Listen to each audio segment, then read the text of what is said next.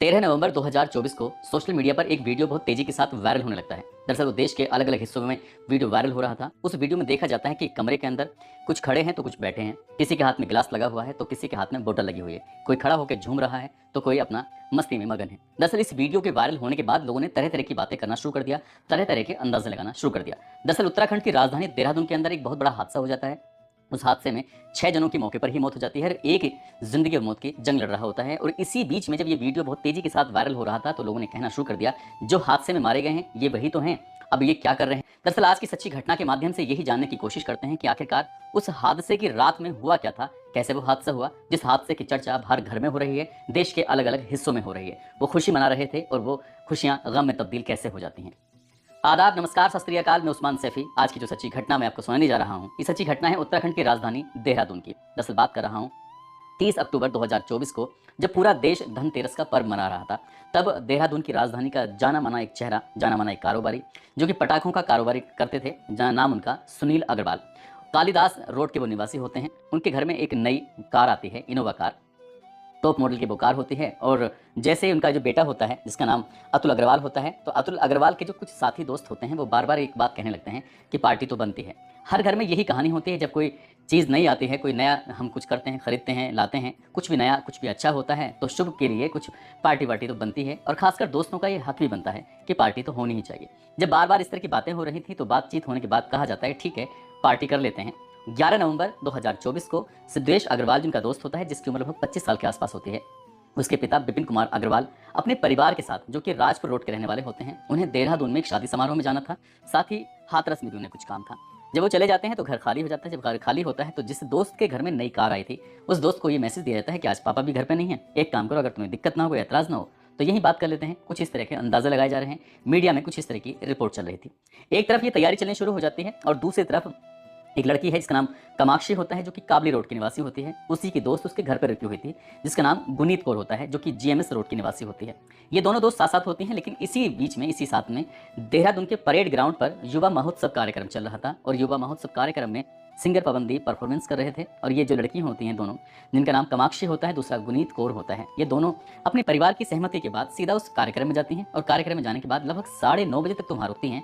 वहाँ रुकने के बाद फिर सीधा अपने घर आती हैं। जैसे कमाक्षी अपने घर पहुँचती है, घर आने के बाद अपने पापा से आवाज़ लगाती है, पापा पापा क्या तुमने खाना खाया कि नहीं खाया। पापा कहते हैं मैंने तो खाना खा लिया है। अच्छा खाना खा लिया तो आप सो जाओ।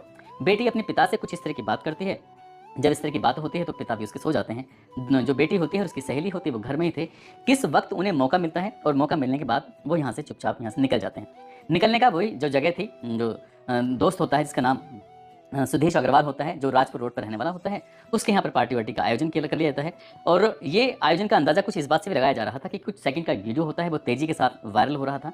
किसी के हाथ में गिलास लगा हुआ है तो कोई खड़ा हुआ झूम रहा है, नाच रहा है। और उसके बाद फिर ये आपस में पार्टी वार्टी करते हैं। पार्टी करने के बाद जितना भी वक्त वहाँ निकालते हैं, वहाँ निकालने के बाद यहाँ से सीधा चलने लगते हैं। दरअसल नई कार थी, नई कार की पार्टी होनी थी। और 11 नवंबर 2024 की रात लगभग 1:30 बजे के आसपास ये राजपुर रोड से निकलते हैं सहारनपुर चौक के लिए। सहारनपुर चौक से बल्लीवाल के लिए निकलते हैं।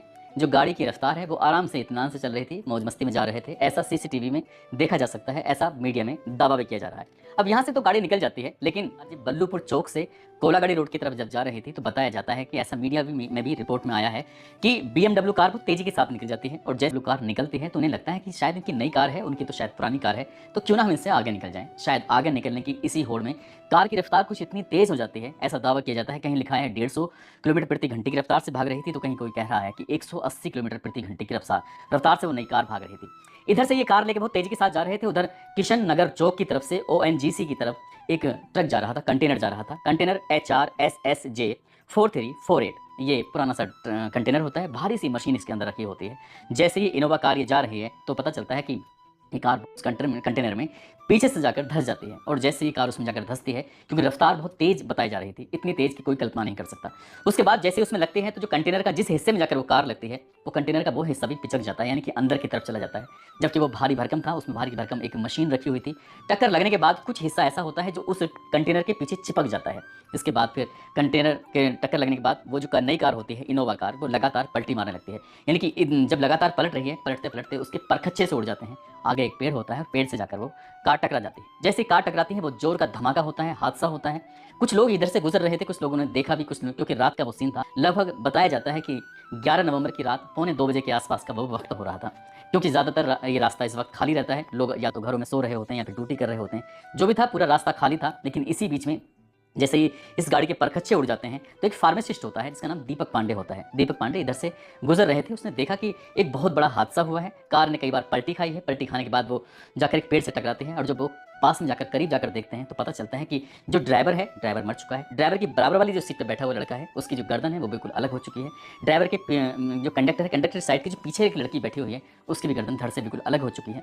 उसकी जो नज़र सड़क की इधर उधर जब फैलती है तो लगभग 300 वर्ग फुट एरिया में उस कार के परखच्चे छोटे छोटे हिस्से उसके उड़ चुके थे। साथ ही जो इसमें बैठे हुए थे कुछ लोग, उनके मांस के जो टुकड़े होते वो चारों तरफ इस तरह से फैले हुए थे। वो लड़का दीपक पांडे, उसने हिम्मत रखी, हिम्मत रखते हुए बारी बारी से सभी को देखा। सबसे पीछे की सीट पर एक लड़का बैठा हुआ था, उसकी सांसें चल रही थी। उस लड़के की जो सांसें चल रही थी उसने उसकी नब्ज को टटोलने की कोशिश की, वो कर भी रहा था। और बाकी जो बैठे हुए थे उसने गिनती की तो 6 हैं जो मर चुके हैं, 7वां है जो जिंदगी और मौत के लिए वो तड़प रहा है। इसी बीच में उस लड़के यानी कि फार्मासिस्ट दीपक पांडे के दिमाग में आता है कि क्यों ना इसमें कुछ मदद की जाए। तभी वो एक रिटायर्ड ऑफिसर होते हैं, रिटायर्ड ऑफिसर को फोन करता है जिनका नाम अनिल शर्मा होता है। उनसे बातचीत की जाती है। बातचीत करने के बाद वहां से कुछ दिशा निर्देश मिलता है और जैसे दिशा निर्देश मिलता है तभी पुलिस को भी फोन किया जाता है। पुलिस के पास एक सूचना पहुंचती है, लेकिन दीपक पांडे ने हिम्मत नहीं हारी। उसने किसी तरकीब से जो घायल था उसको सनर्जी एक हॉस्पिटल लगता है, उस सनर्जी हॉस्पिटल में उसको लेके जाता है और उसका इलाज शुरू हो जाता है। ये लगभग पौने 2 बजे के आसपास का वाकया हो चुका था। अब धीरे धीरे करके यहाँ पर लोगों का जमघट लाना शुरू हो जाता है। पुलिस मौके पर पहुंच जाती है। कई लोग थे जो मौके पर आकर इस घटना स्थल की वीडियो बना रहे थे, तो कुछ लोगों ने इस यहाँ से सामान को समेटना शुरू कर दिया। यहाँ पर अभी जो फिलहाल 6 लाशें पड़ी हुई हैं, 6 लाशें किसकी हैं किसकी नहीं है, सब ये तरह तरह की बातें, तरह तरह के अंदाजा लगा रहे थे। अब जैसे दिन निकलता है, दिन निकलने के बाद पता चलता है कि सोशल मीडिया पर इस हादसे की कहानी वायरल होनी शुरू हो जाती है। बताया जाता है कि नई कार थी, नई कार की पार्टी देनी थी, पार्टी में कुछ दोस्त इकट्ठे होते हैं। इसके बाद फिर वो रात के अंधेरे में जब पूरा शहर शांत था, सड़कें बिल्कुल खाली पड़ी हुई थी, तब वो सैर सपाटे के लिए निकल जाते हैं। और आगे एक BMW कार जब आगे तेज निकल जाती है तो उस कार को पीछे करने की वजह से एक कंटेनर से गाड़ी टकरा जाती है और हादसा बहुत बड़ा हो जाता है। इसके बाद फिर पता चलता है कि जो मरने वाले हैं उसमें गुनीत है, गुनीत कौर, जिसकी उम्र लगभग 19 साल के आसपास है, जो कि साई लोक GMS रोड देहरादून के रहने वाली होती हैं, जो कि BBA 3rd ईयर की स्टूडेंट होती हैं। कुणाल कुकरेजा जो कि 23 साल के होते हैं, जो कि मूल निवासी तो होते हैं चंबा हिमाचल प्रदेश के, लेकिन फिलहाल वो राजेंद्र नगर देहरादून में रह रहे थे। और ऋषभ जैन जिनकी उम्र 24 साल के आसपास होती है, जो कि राजपुर रोड देहरादून के रहने वाले होते हैं। नाविया गोयल जो कि आनंद चौक तिलक रोड देहरादून की रहने वाली होती हैं। साथ ही अतुल अग्रवाल जिनके पिता का पटाखों का कारोबार बताया जाता है कि उत्तर प्रदेश के सहारनपुर से भी इनका कुछ ताल्लुकात रहा है और पटाखों का इनका बड़ा कारोबार रहा था। और इसी परिवार ने एक नई इनोवा कार खरीदी थी। इसी परिवार में जब नई कार आती है तो दोस्तों ने कुछ डिमांड की थी कि हमें भी कार चाहिए। मैं जो इनकी संख्या बता रहा हूँ, जिसमें गुनीत है, कुणाल कुकरेजा है, ऋषभ जैन है, नाविया गोयल हैं, अतुल अग्रवाल हैं, कमाक्षी जिनकी उम्र लगभग 20 साल के आसपास है, जो कि काबली रोड देहरादून के रहने वाली होती हैं। 6 की इनकी मौके पर ही मौत हो जाती है। लेकिन जो 7वां इनका साथी होता है, जिसने दीपक पांडे ने बड़ी मशक्कत के बाद उसे हॉस्पिटल पहुंचाया, सिद्धेश अग्रवाल को, जिसके पिता विपिन अग्रवाल जो कि एक शादी समारोह में शामिल होने के लिए चले जाते हैं। मीडिया रिपोर्ट में कहा जाता है कि वो तो शादी समारोह में शामिल होने के लिए चले जाते हैं, लेकिन घर खाली होता है। सभी दोस्तों ने की कोशिश की कि ठीक है यहीं बैठते हैं, यहीं अपनी पार्टी वार्टी करते हैं। पार्टी में उन्होंने क्या किया क्या नहीं किया, कुछ लोग तो दावा कर रहे हैं कि उन्होंने शराब पी थी, लेकिन पोस्टमार्टम रिपोर्ट में अभी पुलिस ने ऐसी कोई बात का खुलासा नहीं किया है कि आखिरकार मामला क्या है, क्या उन्होंने वाकई शराब पी थी या नहीं पी थी। जब ये घटना हुई थी, उस घटना के तुरंत बाद जो कंटेनर था, कंटेनर तो वहीं खड़ा हो जाता है उसे, और ड्राइवर जो होता है वो वहाँ से मौका पाती भाग जाता है। वो मौका पाती भाग जाता है और ट्रक, उसका जो कंटेनर था वो चालू हालत में रहता है, इनकी स्टार्ट ही खड़ा हुआ था। वो कहाँ गया वो किसी के हाथ भी नहीं आता। हालांकि लोगों ने उसे देखने की कोशिश की। अब पुलिस ने इसकी जो बैकग्राउंड हिस्ट्री थी इस कंटेनर की खंगालने की कोशिश की तो पता चलता है कि ये हरियाणा का इसका मालिक होता है, लेकिन वो मालिक इसे बेच चुका था। उत्तर प्रदेश का ही एक जगह लगती है खतौली के रहने वाले किसी व्यक्ति के पास था। लेकिन फिटनेस इसका जो प्रमाण पत्र होता है वो 16 अगस्त 2013 से खत्म हो चुका था, समाप्त हो चुका था। नेशनल जो परमिट होता है ट्रकों का, इनका कंटेनर का, वो 10 अगस्त 2015 को समाप्त हो चुका था। ये भी दावा किया जा रहा है, बताया जा रहा है कि कंटेनर पर कोई रिफ्लेक्टर जो होता है, रिफ्लेक्टर जो हल्की सी रोशनी पड़ती है तो उसके बाद वो चमकने लगता है। उस ट्रक पर कोई ऐसा, कंटेनर पर कुछ ऐसा था ही नहीं। अगर होता तो शायद ये हादसा नहीं होता। यूपी के जो खतौली में पुलिस भेजी जाती है ये पता करने के लिए कि आखिरकार उसका मालिक कहाँ है और कहाँ नहीं, आखिरकार उसके पीछे की वजह क्या है, क्या कर रहा था। अब ड्राइवर मिलेगा तो शायद ड्राइवर कुछ अधूरी जो कहानी बची हुई है उसको सुनाएगा। और जो सिद्धेश अग्रवाल हैं, क्योंकि वो जिंदगी और मौत की जंग लड़ रहे हैं हॉस्पिटल के अंदर, उन्हें होश आता है यदि वो ठीक होते हैं। हालांकि डॉक्टर का ये भी हालत अभी इस तरह बनी हुई है, ठीक ठाक होने की कंडीशन की तरफ चल रहे हैं, लेकिन मीडिया में तरह तरह की उनके बारे में अफवाह भी चल रही है। तो इस तरह की कोई अफवाह भी नहीं फैलाई जानी चाहिए। ये जब हमने खबर लिखी थी इसमें बताया जाता है कि सिर्फ एक ही पिता ने शायद तहरीर दी है, बाकी किसी ने भी तहरीर नहीं दी। लेकिन जैसे ही इस घटना के बाद 6 की एक साथ मौत हो जाती है, उसके बाद 5 एक साथ चिताएं जलने लगती हैं। जो छठा होता है क्योंकि वो हिमाचल प्रदेश के चंबा का रहने वाले होते हैं, क्योंकि शायद हो सकता है कि उन्हें वहीं उनके जो प्रक्रिया होगी अंतिम संस्कार की वहीं हो। लेकिन 5 लाशों का एक साथ अंतिम संस्कार जिस तरह से होता है तो हर आंख में आंसू था। हर कोई व्यक्ति सोचने पर मजबूर था। मरने वाले जितने भी थे 25 साल से ज़्यादा की किसी की उम्र नहीं थी और 19 साल से कम किसी की नहीं थी।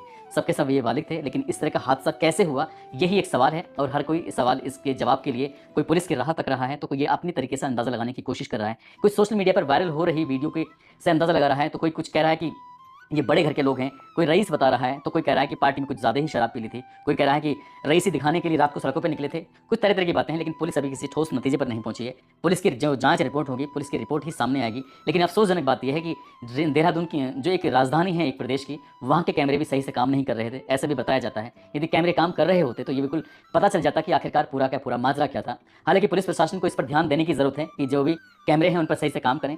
और साथ ही ये जो घटना हुई है जिसमें एक साथ 6 स्टूडेंट की मौत हो जाती है, इसमें कहीं न कहीं पूरे देश के लोगों को एक तरह का संदेश है, मैसेज है कि जिनके बच्चे बहुत तेज़ी के साथ वाहन चलाते हैं, जिनके बच्चे बिना बताए वाहन लेके चले जाते हैं, जिनके बच्चों की उम्र अभी 18 साल भी कंप्लीट नहीं हुई है, वो भी अपने-अपने बच्चों को स्कूल भेज देते हैं बड़े-बड़े वाहनों से, बड़ी-बड़ी गाड़ियों से। उन्हें भी थोड़ा देखने की, संभलने की ज़रूरत है। कुछ बालक ऐसे होते हैं जो वाहन लेके निकल जाते हैं, उन्हें लगता है कि सब कुछ कोई दिक्कत नहीं, कोई परेशानी नहीं है, लेकिन बिना किसी ट्रेनिंग के, बिना किसी जान के करके जो वो वाहन चलाते हैं, जिससे कि कई बड़े हादसे होने के खतरे बने रहते हैं। और इस तरह से देश भर में आए दिन कोई ना कोई हादसे होते रहते हैं। वो सब नासमझी में होते हैं, इसलिए जो अपने एक्सीलेटर की रफ्तार है उसे उतना ही रखें जितना आप कंट्रोल कर सकते हैं। ज़्यादा रफ्तार के लिए तो सरकार ने भी अनुमति नहीं दी है। जगह जगह बोर्डों पर लिखा होता है कि इससे ज़्यादा बिल्कुल ना भगाएं और किसी से खासकर कॉम्पिटिशन तो बिल्कुल भी ना करें।